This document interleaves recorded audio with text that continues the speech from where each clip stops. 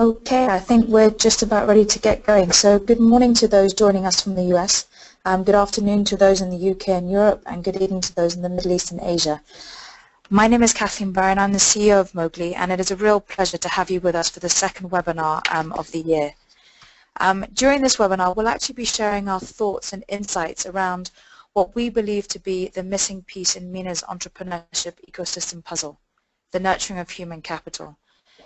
The format of the session will be a 30-minute presentation followed by a 30-minute Q&A session, and we really do look forward to your questions and a vibrant discussion around the subject.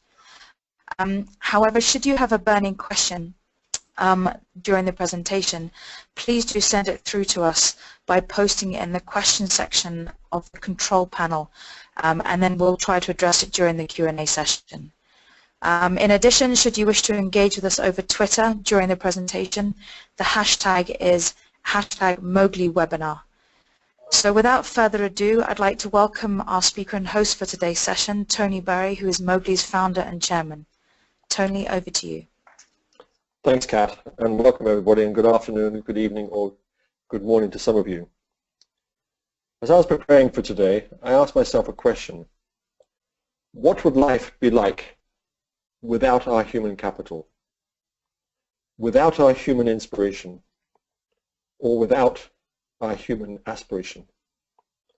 So do take the opportunity during the next hour to reflect and challenge your own assumptions on your own development, how you have developed others, and how it has been translated on the journey of our many entrepreneurs and with entrepreneurs in general.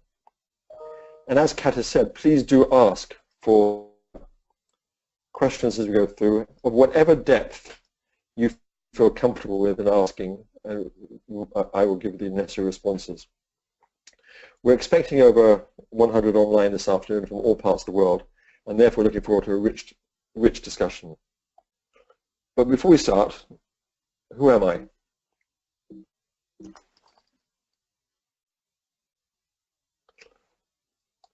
I've spent over 50 years in the MENA region, living in 4 different countries, Saudi Arabia, Bahrain, Qatar, and the UAE, but visited all the other countries on a frequent basis.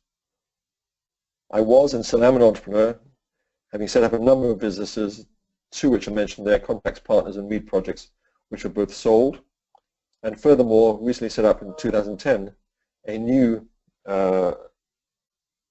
startup company in Tanzania called Wentworth Resources.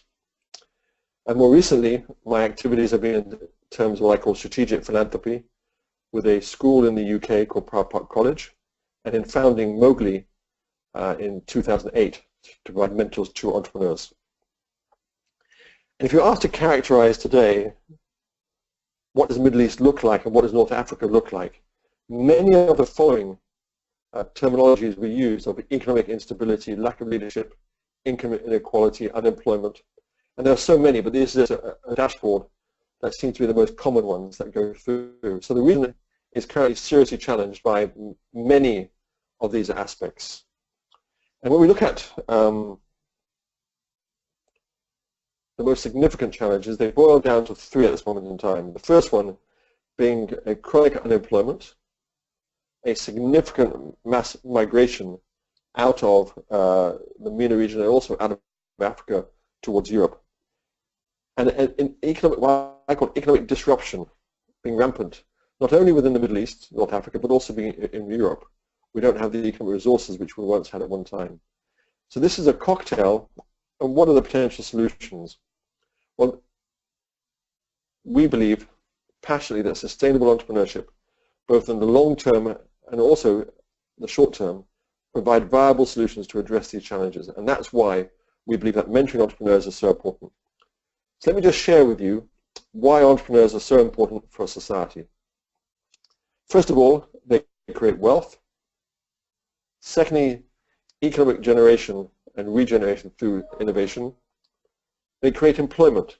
They are not known for this throughout society, but the most significant factor is that 95% of philanthropy, I repeat, 95% of philanthropy actually comes from entrepreneurs. Because after they've made their money, they want to do some good in the world by giving their money, and also by giving their time to create this better world that they try and strive for. And lastly but not leastly, they passionately believe in social democracy, the right for every human being to reach their potential. And that is why we want entrepreneurs in our society, and that's why we want them to become leaders in our society. And how do we support and create successful entrepreneurs? So some of you may have seen this before. It is an entrepreneurship ecosystem which has got 4 major pillars, starting off with the top left-hand corner, being the environment that we bring these entrepreneurs into, the finance we make available for these entrepreneurs, the infrastructure we give to support them, and critically and most importantly, the human capital that is going to be required. And we're going to go into detail on the human capital as we go through, but these 4 pillars need to work in harmony, in unison, and be strong in all areas. So there's no point, for example, in having a very strong finance component of your ecosystem if you're not supporting human capital. Likewise, you need an environment that aspiration and inspiration will come through to create more entrepreneurs. I'd just like to share with you a really interesting piece of philosophy written by a man called Joseph Campbell. Some of you may have read his book. It's called The Hero's Journey. And within the hero's journey, it's a typical journey that every hero takes place in their life. They start off as normal human beings in the ordinary world. They get this call to change, and like normal human beings, they quite often refuse the call. In fact, they refuse the call the majority of the time. Until somebody tells them, this is something that you can do. And that person typically is somebody they trust, because they listen to that person, could be a mentor of theirs at that moment in life, or becomes a mentor of theirs. And then they decide to take the action, the call to action now, and cross the line. And when they cross the line, let's just take a startup entrepreneur. He's now under trial because he could fail, and he could face all the consequences of failure to go through. What's equally significant is that the friends that they've had previously in their life may no longer be relevant to the new journey. They need to build a new network of friends. And in some cases, some of the previous friends actually are in some way jealous of their journey and actually try and bring them back. They become enemies of their progress. And then the entrepreneur typically then goes into the period of darkness, where they then start up, they're losing cash every week, sales are not coming in, and then at some critical point in time, they're asking themselves the question, should I continue? And maybe they've taken a mortgage on their house, maybe they haven't told their wife they're in financial difficulty, and that storm is very, very real. And if they're successful and they come out of the storm, they will learn a huge amount from that storm. And if they fail, I can guarantee you they learn even more. And they take that back to their new perspective. In my case, I had the pleasure of starting up 18 startups. So I must be a masochist to want to go back into that storm. So why do we go into that storm? That is where the entrepreneur grows. That is where he grows his capability, his capacity, and his ability to change under extreme stress and duration. And that's why entrepreneurs tend to do it. What's also interesting is that is the storm that creates the philanthropy within entrepreneurs. So that hero's journey is at the center of the route that every entrepreneur goes through. And during this journey, how do entrepreneurs feel? So they have lack of support, they have lack of confidence. They feel overwhelmed, they feel stressful, they feel helpless. But the overriding critical aspect is they have a fear of failure. And in some way, when they go through this process of creating their own business, that they will fail and they'll bring disrespect upon their family, maybe financial loss as well. So, time for a question. It would be, are entrepreneurs created by nature or by nurture? I think there's certain evidence that suggests that an element of an entrepreneur comes from nature, but the vast majority of an entrepreneur's journey is through nurture and creation of that nurturing process. And that starts off within the parenting of that child. And today we're talking about human capital, the missing piece of the jigsaw puzzle. So it starts off with parenting. And those first 5 formative years of the child are really important to developing resilience, and persistence, and all these other major aspects that a young child will learn from 0 to 5. And then they go off to their first school. And when they're at school, of course they've got many things to do, but a critical bringing forward of an entrepreneur is two characters they need to have. First of all, they need to become curious. They need to be not only taught curiosity, but allowed to express their curiosity. And furthermore, they need to be able to be skeptical. Skepticism is really important because if they are going to be an entrepreneur, they're going to have to challenge the status quo. And then they go into secondary and tertiary education, and in those environments, they need to have three core elements. Firstly, they need to be able to problem solve. Entrepreneurs solve problems. If you can't create solutions, you will not be entrepreneurial and able to create a product or service. Secondly, they need to be able to communicate to multi-stakeholders, to shareholders maybe, to customers, to governments, and to their employees. Each one is a different constituent and needs to be addressed independently. And finally, in the workplace, typically they go to the workplace to start with there a few years. That first boss of theirs or second boss of theirs who provides that challenge and that environment for them to grow is really, really important. So the question I have for you, and I'd like to hear some questions also later on, does the MENA region have the right level of parenting, primary, secondary and tertiary education, and that nourishment of the workplace to really provide the pillars of the entrepreneurs coming today to create jobs? So how are we going to help them when they've come through the university, they don't know how the first job, how are we going to help them and support them to become entrepreneurs? So there's four ways we can help them. We can help them with coaching, which is a short to medium term engagement, which is all around skilled development. Or we can have consulting and advice, where a specific experience or a transfer of knowledge is passed from one to the other. And then there's training, which can be either developing skills or knowledge. And finally, there's mentoring. And mentoring is a holistic, long-term, trust-based relationship. And what mentoring is focused upon is around empowering that entrepreneur to break through all the barriers that exist around the ecosystem that is not supporting them in many ways, so that they have an ability to take it forward. And so having a mentor in their lives is really powerful for them. But before I go on, I just want to give you an interesting aspect of human development. It's around the word called competency. Now, competency is comprised of three legs, three components: skills, knowledge, and behaviors. And when we're assessing competency, we look at the lowest common denominator which sets the competency. So if we're measuring, for example, your competency in managing complexity, we rate what your skills are, we rate what your behaviors are, and we rate what your knowledge are. And what's significant, if your skills level 4, the highest, and your knowledge level 4 is also the highest, but your behaviors level 1, your competency is assessed as 1 and not the average.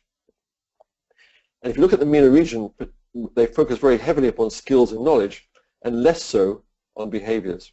And therefore, in order to improve the competency levels of people, a much greater focus has to be put onto behaviors. And behaviors can only be changed through three ways: feedback and appraisal, coaching, and during mentoring. So what I'd like to now do is let us showcase a couple of great examples of people we know very well in our lives, and try to identify firstly who this person is. So this person is a really lucky entrepreneur because his role model was a certain Bill Gates. His first mentor in his life was Steve Jobs, and his first investment was Reid Hoffman.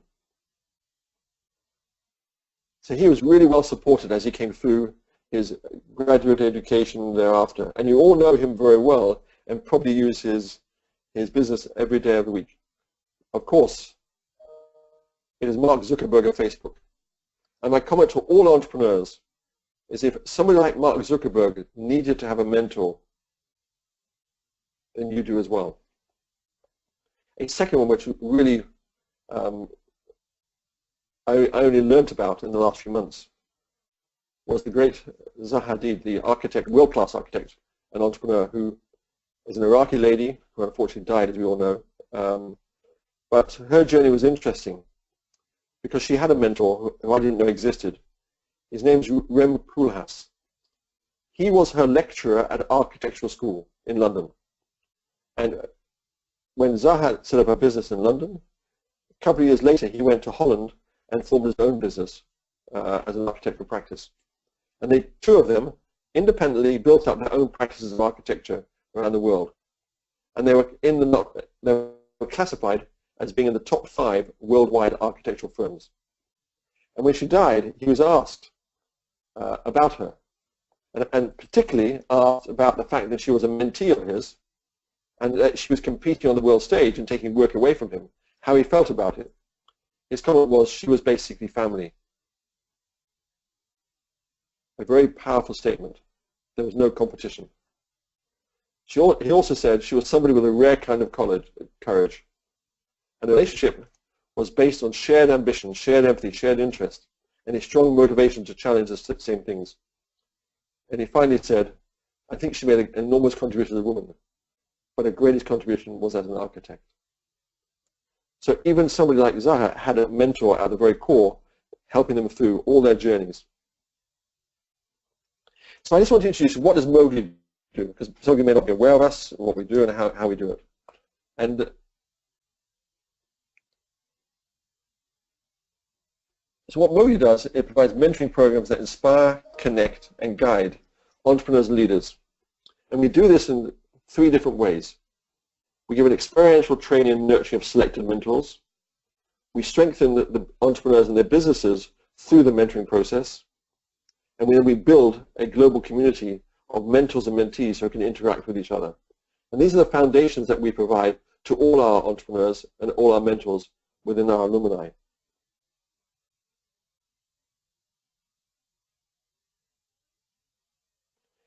And when is mentoring critical in the development of these entrepreneurs?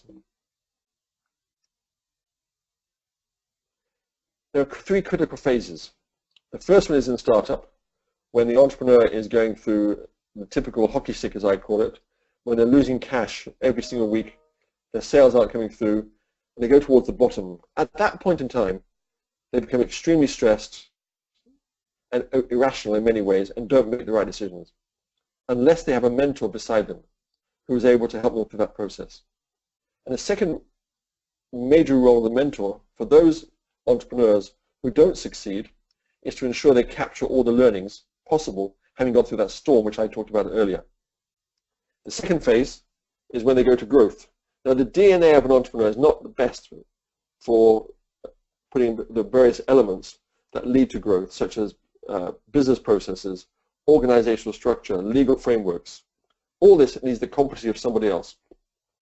So the next role of a mentor is to take those various elements and convince the entrepreneur that he needs to build a team around him based upon other competencies that he needs to bring to the business in order that is able to grow. And if you go back to Mark Zuckerberg, you will see that his shareholding today is about 25-27% inside Facebook. He's one of many executives around him, and they all have different competencies to support what he does not bring to the business. But the innovation and entrepreneurial aspects of the business are maintained, and he will lead those aspects. And then thirdly, when they become highly successful, maybe wealthy, the real danger for an entrepreneur is that their ego and their arrogance will take over. And at that point in time, they need somebody to help them through that process. So what has Mowgli undertaken so far, and what is our strategy going forward? We have worked in 14 different countries in the MENA region over the past 8 years. We have built up an alumni of 1,710, comprising 915 mentors and 795 entrepreneurs. Having done that, and that was what we call our pilot and prove the concept phase, where we're going now is how do we scale up and empower others to take on mentoring. That is our goal today, and I look forward to receiving any questions on that later on. And what are we trying to achieve for our entrepreneurs? We're trying to achieve 3 things, and these are all related to each other, but starting off, the most important aspect is the personal growth of the entrepreneur and strengthen their leadership capability. Because armed with that, they can then get business growth. And when you get business growth, you get economic growth, and then you get job creation and job safeguarding taking place. So those are the three elements cascading down, which we are trying and focused upon in empowering with our entrepreneurs. And at the end of 8 years, I'm delighted to share with you that we have now achieved all our original goals, and as I put up there, created greater impact than we ever dreamed of. So now across the region, we have created awareness, we've benchmarked our mentoring as being top of class. We've provided a lot of experience of power mentoring to both mentors and mentees, etc., etc. We've achieved them all. And it's a pleasure to share our greatest success story to date has been an entrepreneur from Sudan who was awarded the Kaya Award, and part of that was the Mowgli Mentoring Experience. And within his first year after leaving, he was able to create and safeguard 568 full and part-time jobs during his mentoring year. I repeat, 568 in 1 year. And he has stated that 100% of his achievers came through the power and inspiration of a mentoring relationship.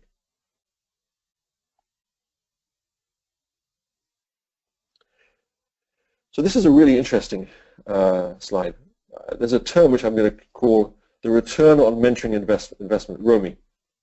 And we define ROMI as the return being the number of jobs created by the entrepreneurs plus the number of jobs safeguarded times the average salary in that particular country. That gives us the return. We know what our investment in mentoring was, so we're able to capture that.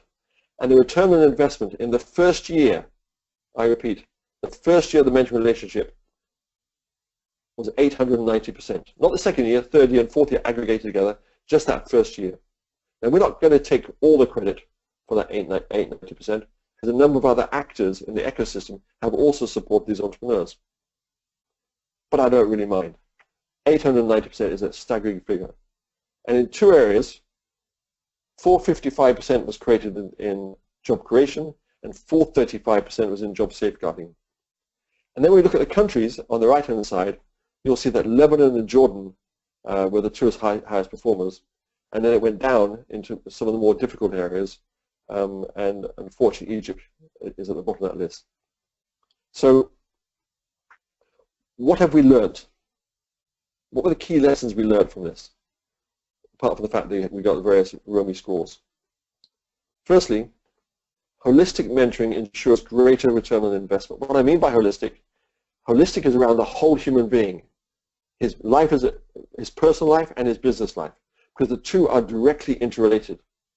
And without it being holistic, you're not really fully empowering to break through. It's very clear to us that developed and harmonized entrepreneurial ecosystems enable higher return on investment.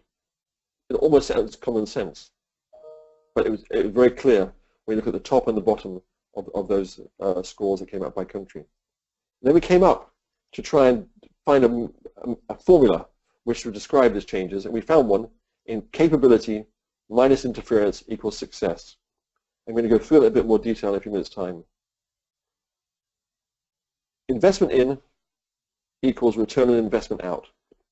What we found was, during the programs, on certain of our programs, funders asked us to reduce the cost and take things out of our program so that they can minimize the cost. We found that by taking pieces out, such as supporting the relationship for a complete year, had a dramatic impact upon reducing the return on investment. And furthermore, we found that when we worked with people, if they didn't share our values and just use a project management basis,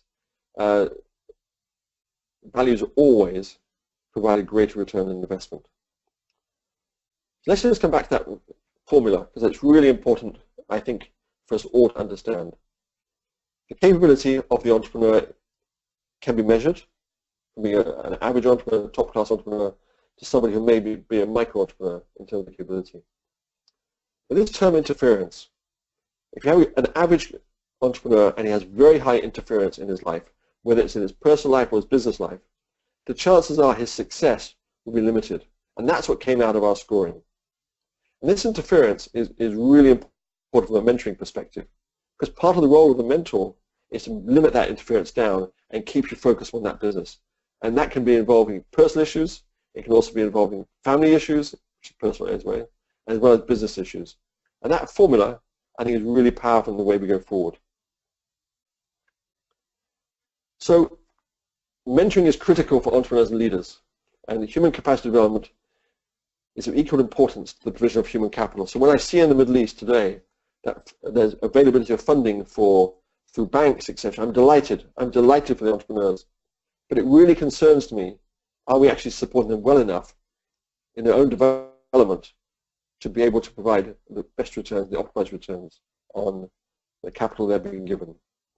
And there's new leadership models coming in of serve to lead concept.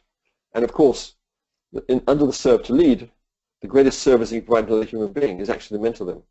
And that's at the core of leadership development on the serve to lead model.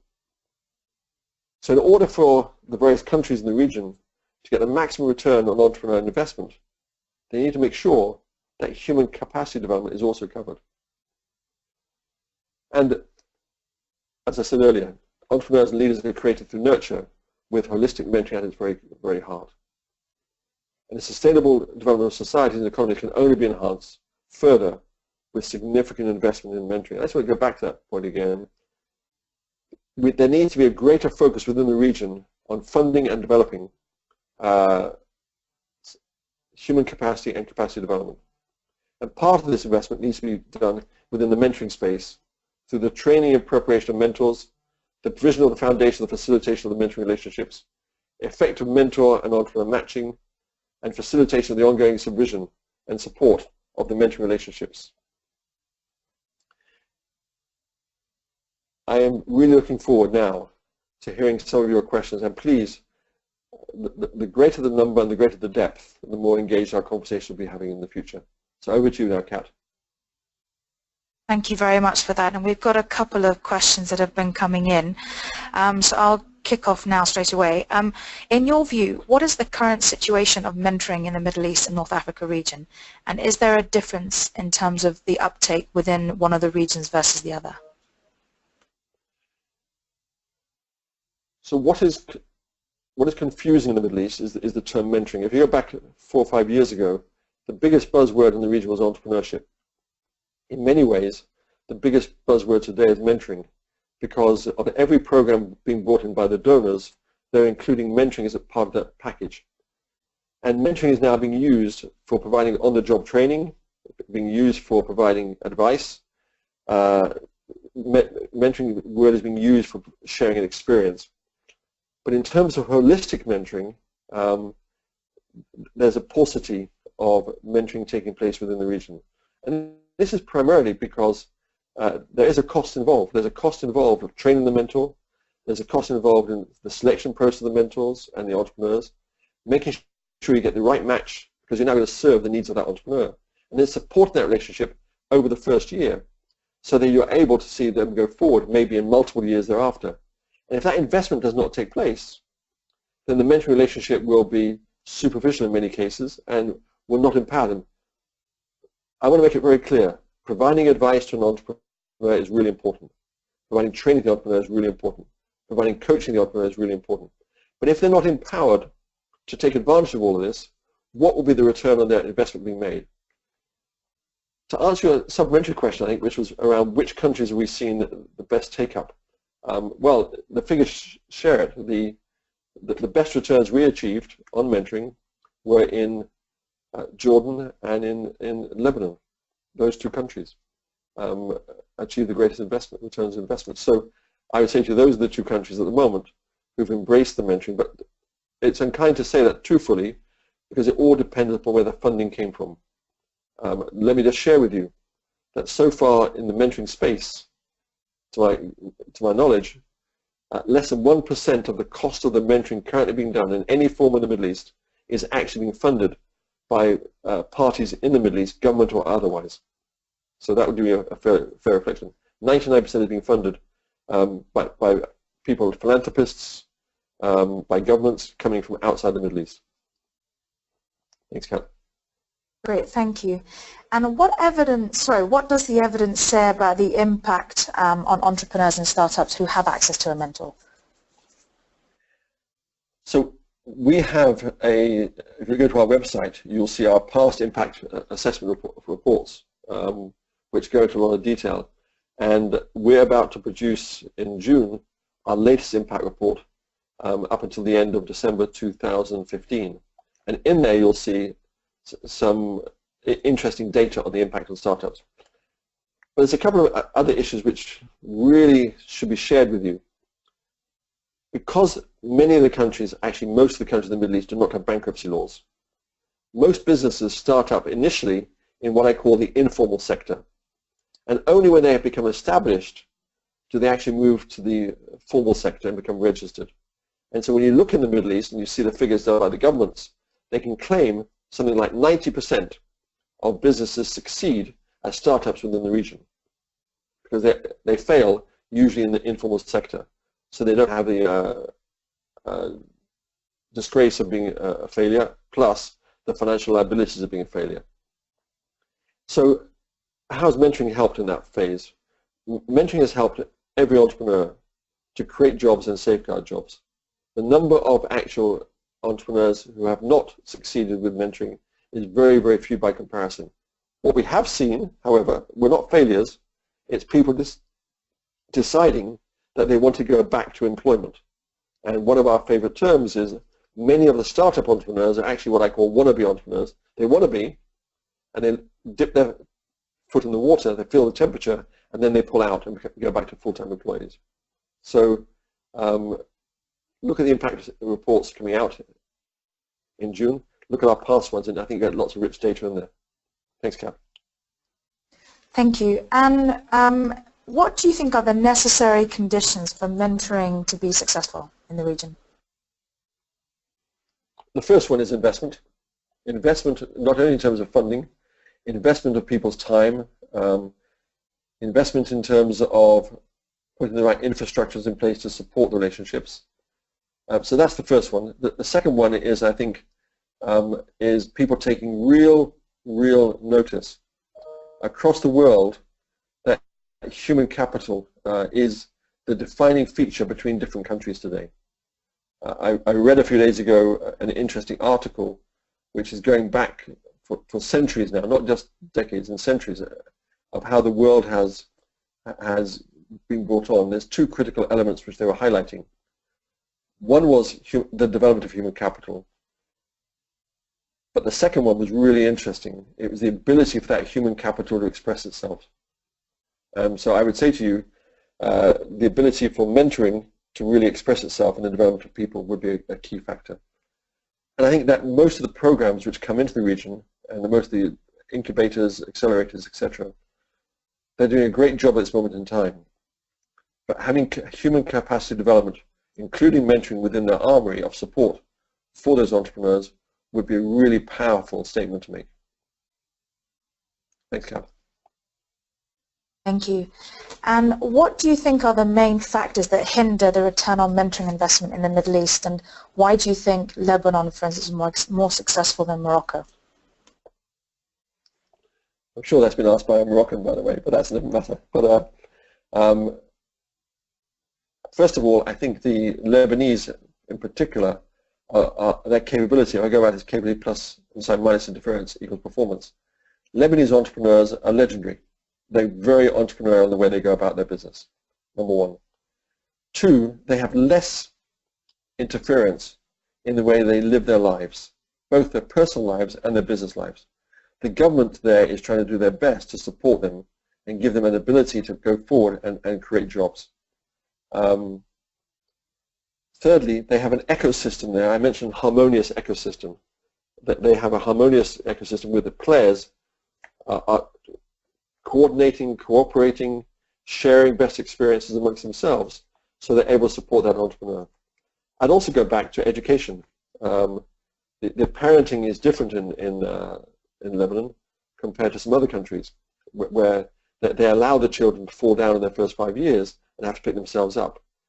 I think their primary education is good, their secondary education is definitely good, and the tertiary. I mean, I was in Algeria a few weeks ago, and somebody said to me that the Algerian universities are world class. And I asked them how many actually of the top 500 universities worldwide actually come from the MENA region? And the answer is, by the way, 3. AUB in Beirut, AUC in Cairo, and King Abdulaziz University in Saudi Arabia.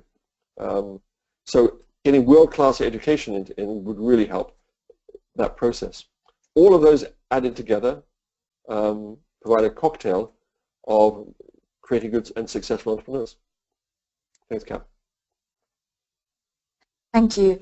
We've had a question which says, how can we fight the tendency of young graduates wanting to reach very quick results with minimum efforts? That's a good question, by the way. We should never, ever stop ambition with the young graduates. But what I would say to you is a really important element in driving those entrepreneurs tends to be, and those graduates as well, tends to be a level of ego.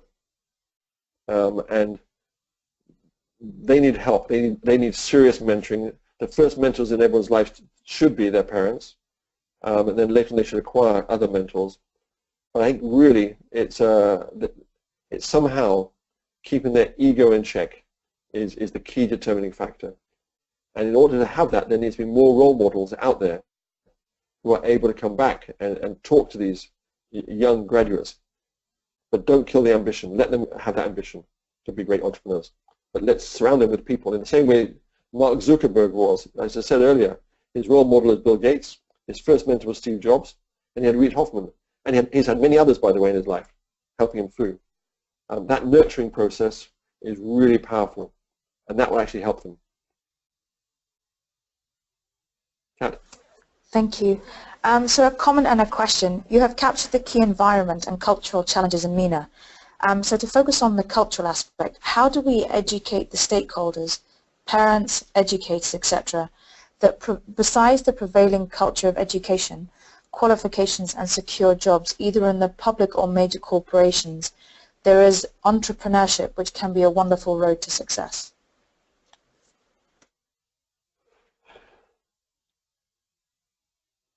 My silence is because I would love to be able to tell you today that we have on this call 20 or 30 educationists from the region wanting to learn about human capital development of entrepreneurs.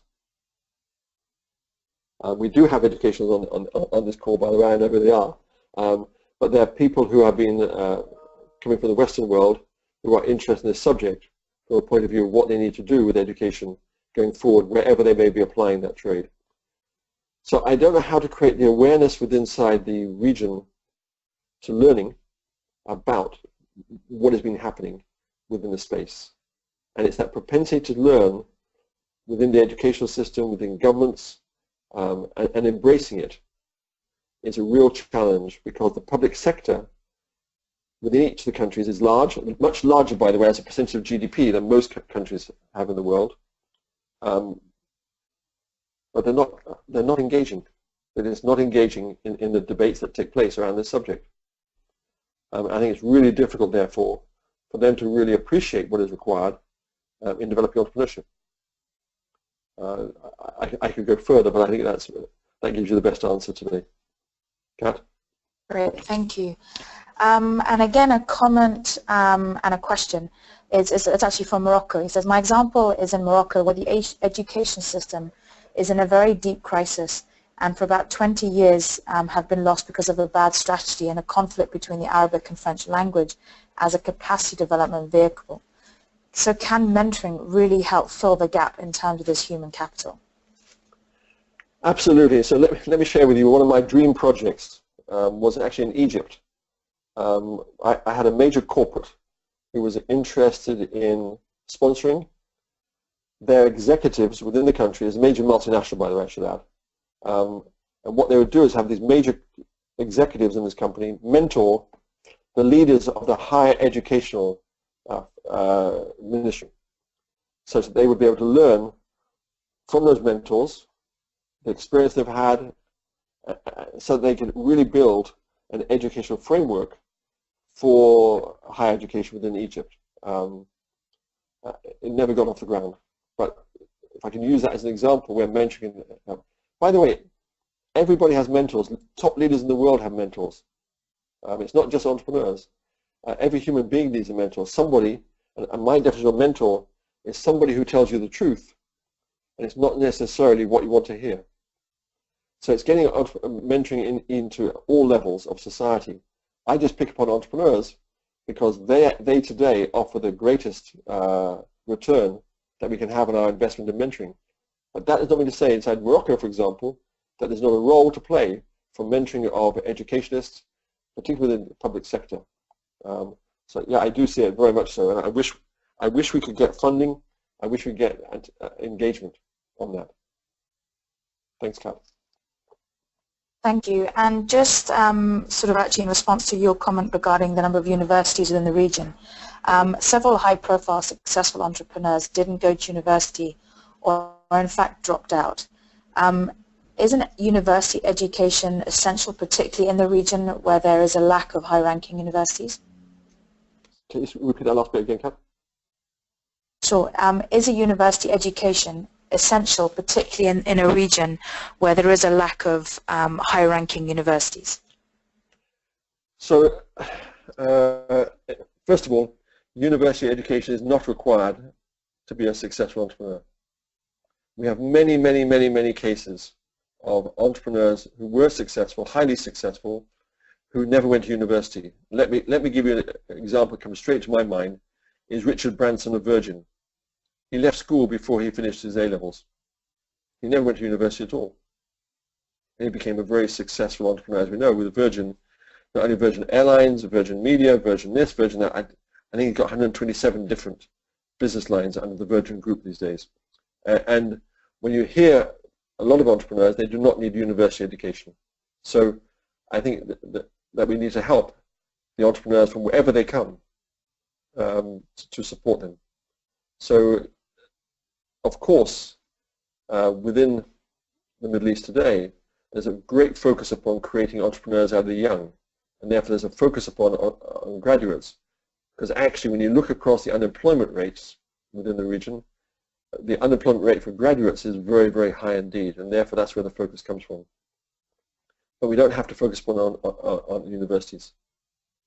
They don't have to go to university to break through. Kat? Great, thank you. And do you think that mentoring on a volunteering basis is sustainable, especially given the time invested by mentors is quite substantial? And don't you think that granting vested shares for free for mentors could be one option? I'm delighted that question has been asked. Mentors get a huge amount out of mentoring others. They learn a lot. I personally am currently mentoring 26, I repeat, 26 mentees. And each one of them I learn from, I engage with joy. And I don't see it in any way as a wasted investment at all. So I think there are people out there, and once you uncover them and give them the experience and the tools to have that experience, they will engage. To answer your question with the vested shares, the challenge with that is, does the mentor safeguard his investment, or is he looking exclusively in the interest of his entrepreneur? And if he's looking after his investment, at certain times there may be a conflict of interest. A conflict of interest in protecting and making sure the entrepreneur's livelihood, in terms of not his business livelihood, in terms of his life, is looked after, vis-a-vis his equity in the business. So that conflict we have seen time and time again within the Middle East. And so we personally believe that there should be a clear differentiation between mentoring and being involved as an equity investor, even though the investing may take place over a period of years. We've gone on to say further that, of course, if a mentor of an entrepreneur later on participates in an IPO, that is perfectly fine, because at that moment in time, that entrepreneur is on a different planet. So I think having finance and human capital mixed together does lead to a conflict of interest. We cannot ignore that. Thanks, Kat. Thank you. And have you found it difficult to find local mentors? And how would you describe the process between the mentor and the mentee? So when we first came to the region in 2008, our first programs in Jordan were held, because we couldn't find any mentors, were held by European mentors. We flew in for the experience. And I think it was the first 3 programs, it was 100% European mentors had to be on the program. Today, we have no difficulty whatsoever in recruiting mentors, because as word of mouth has got out that mentors gain tremendously from the experience. They love what they do as a mentor, that they've grown as a human being, and effectively, in some cases, the mentor has had a life-changing moment where he's realized that actually his own life needs to be put into order. The question was then about mentoring process. So the process is really about 2 human beings building a bond of trust, of friendship, of curiosity between the 2 of them. And the mark of a great mentor is to ask the mentee questions which allow the mentee to go away and think and reflect upon those questions that he's been asked and come up with his own solutions, potentially, and then to share those solutions back with the mentor, who then can give him further questions on each of those options that he goes away and looks at. And that's why sometimes you'll hear me say that great mentors help the entrepreneur in risk mitigation. Because when they're looking at their options in terms of strategy, that mentor asks questions around each of the options which allow them to either eliminate the risk or identify the high priority risks they need to focus upon. And if an entrepreneur has many more than 3 or 4 high priority risks at any one time, he's going to suffer badly. So it's through asking those questions. If I talk from a personal perspective, I have mentors in my life dating right way back to 1975 who are still part of my life in various different ways. The mentoring is different today, but they're there. And the process I engage with them on is today on pure trust and friendship. And so I can disclose to them anything about my life, my personal life, my business life, and I always get back really intelligent questions about where I should be going. Thanks, Kat. Thank you. And just building on that, actually, so how can we foster an improved and open learning environment between mentors and mentors in the Middle East and Central Asia, particularly knowing that there is a sort of a presence of fear, suspicion, and lack of trust? So when we first did our first programs in Jordan, every single entrepreneur said to us, how can we trust the mentors not to take our ideas, not to take our weaknesses that we are going to expose to them and use it to their advantage and maybe our disadvantage. That was a common theme which came through the first programs. The way in which we train the mentors and we give them an experience, it means that when they've been through that process of the mentoring experience, we call it, that they in some way have a soul-to-soul relationship with that mentee. They really want to protect that mentee. And I go back when I talked about Zaher Hadid and Rem Koolhaas, and he was asked about his mentee was now a competitor. And he says, she was not a competitor, she was part of my family. There was that real strong bond. So they don't, we've never had, in over 795 entrepreneurial experiences in the Middle East, we've never had one case of anyone stealing an idea or anyone causing an embarrassment to an entrepreneur. That is just not taking place. And that part of that is the way in which we do the mentoring experience for the mentor to make sure that they are totally acting solely in the interest of that mentee. Kat, do you want to ask me a supplementary question on that in case I haven't touched it in enough detail? I think just also building on that, so what can we do to boost, sort of the essence of mentoring and mentoring activity in an ecosystem and a region that is not used to this kind of support? So I would love to see the various actors in the Middle East, let's just take it the banks. The banks saying, we will give you finance, but one of the conditions is that you have to demonstrate that you are well supported in human capital, and that it would include that you've got a mentor. Because in fact, it's a risk mitigation for the bank. I'd love to see incubators and accelerators not just having what I call, if you go to their webpage, I went to one yesterday, where they have lots of the people who are involved in, for example, the tech scene. They're all highly technical, and they're great at providing advice. But how about really supporting that entrepreneur, not with technical advice on how to develop a technology product, but develop that as a human being. As I said earlier, growth of an entrepreneur starts with personal growth. If you don't develop the person, he will or she will not be able to handle the growth of that business as they go forward. So we have to develop that human being. So I'd love to see incubators, accelerators do that. I'd like to see governments recognizing that they have a responsibility for the education of their people throughout their lifetime, not just when they're at school, not when they're at university. It's the development of the people thereafter, which is almost as important. And mentoring plays a really key role in that place.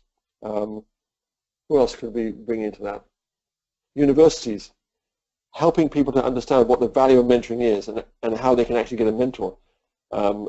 Most people who ask me, how do I find a mentor? I said, go back to your contact database that you've got on your iPhone or your BlackBerry or whatever it may be, and identify the top 10 people that you would love to have as a mentor, and then reach out to them and engage with them. I can promise you now, if you go to somebody and say, I would love you to help me and mentor me on this particular subject, there's very few who would ever say no.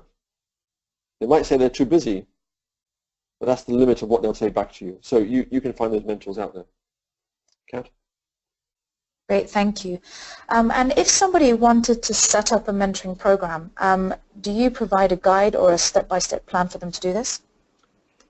So if you looked at one of the slides I had earlier, this one here. So we did a lot of programs in each of those countries over a period of time. Today, what we want to do is empower others.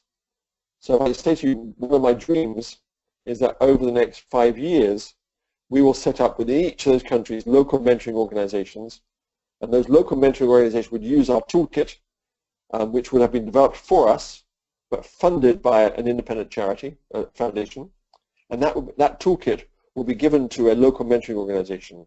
We would help them with the training of their people. We would help them with training their facilitators to be able to deliver the program, and we'd help them to make sure that their governance over their program or organization, and on a regular basis, a values audit to make sure they are keeping to the values that we actually ascribe to. That's where we want to go.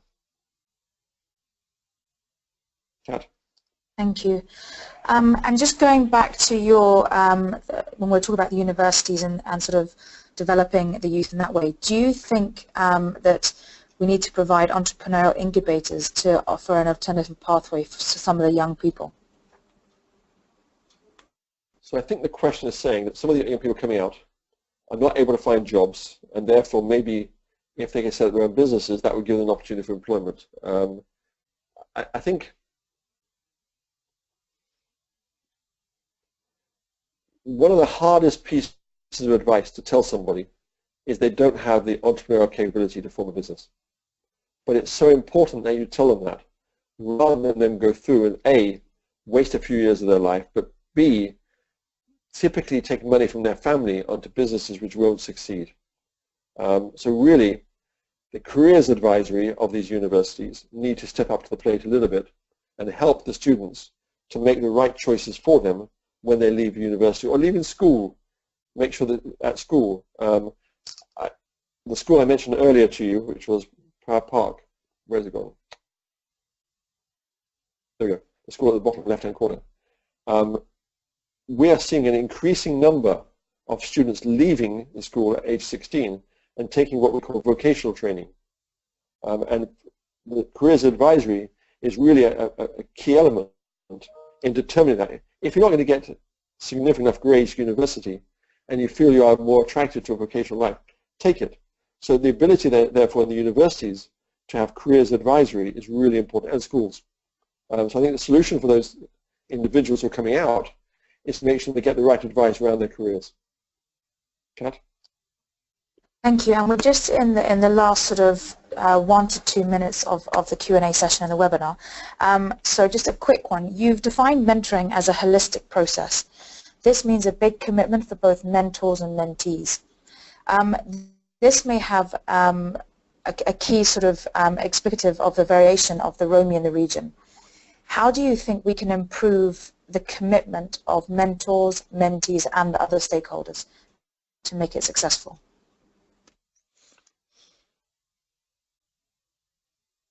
So the actual mentors and mentees is down truly to the mentors and mentees. And in fact, the driver of the relationship between the two of them is the mentees. So if I use most cases of both the people I'm mentoring, i.e. 26, and I also today I personally have 10 mentors as I'm a mentee to them. And these relationships are symbiotic. The person who does the reaching out in the relationship is the mentee. The person who drives the relationship is the mentee. If the mentee's not got the appetite and the drive to do so, the relationship will not prosper and not grow. I said earlier, I have mentors dating back to 1975. I actually had mentors before that, but actually, unfortunately, they have subsequently died. So the driver is the mentee in the relationship. The mentor responds, but the driver is the mentee. In terms of how can we get in the environment, it really is a matter of people leveraging their mentoring experience. So if, for example, in Jordan, where we have, I think it's about 130, maybe more, alumni, I would love to see those alumni being used in different ways. Yes, of course, mentoring entrepreneurs, but I remember a project we did for disadvantaged youth outside Amman, and those mentors we used there. Those mentors can be used in many different facets of life. Each mentor can have 5 to 6 different mentees in different ways. And you learn as a mentor that when you are with somebody who has, for example, a handicap in the way they are, you have to bring to the party different mentoring than if the person is a whole body. So those challenges are great to have, and therefore you can have multiple mentors in the marketplace, creating significantly more impact. But training the mentors is critical. The matchmaking with the entrepreneurs is critical. Those need to be funded. Thanks, Kath. Thank you. And the final question, which is a lovely one that's just literally come in. What is the ideal profile for a mentor to truly nurture the human capital of the entrepreneur? So if a mentee does not trust the mentor, does not respect the mentor, does not believe that they have something to offer the mentee, that relationship will founder. Otherwise, the real issue is the personal chemistry between the mentor and the mentee, i.e. the entrepreneur. And why I picked up earlier that matchmaking is really important. It's not about whether they've got science degrees together or whether they're working in the same sector or whether they're working in the same environment. This is human chemistry we're talking about, is the relationship between two human beings. And therefore, the key aspect is that relationship on a human basis. Do they have the same values? Do they have the same perspectives on life? Are they able to get on? Every relationship has its ups and downs. Mentoring relationships are no different. But it's that human relationship which is critical. Thanks, Kat. Thank you, and I think that brings the webinar to a close. There are a few other questions that are still pending, so we'll come back to those privately. But thank you all for your attention, and thank you, Tony, for your time as well, and have a great rest of your day. Thank you, everybody.